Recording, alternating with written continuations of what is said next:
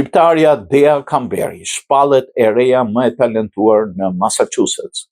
Dea Kamberi, maturante në Doherty Memorial High School, është shpallur Distinguished Young Woman of Massachusetts 2025, duke u bërë para studente nga shkollat publike në Worcester, që merr këtë titull prestigjos.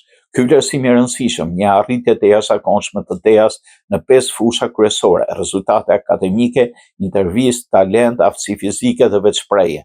Në këtë fitore ajo do të përfaqësojë shtetin e Massachusetts në garën kombëtare që do zhvillohet këtë verë në Alabama, ku do konkurrojë me fituesit nga gjithë Shtetet e Bashkuara, shkruan diaspora shqiptare. Programi Distinguished Young Woman është programi më i madh dhe më i vjetër i bursave për vajzat e shkollave të mesme në Shtetet e Bashkuara. Ai vlerëson pjesëmarrësit për arritjet tyre akademike, aftësitë komunikuese, talentin në artet skenike, përgatitjen fizike dhe mënyrën e shprehjes.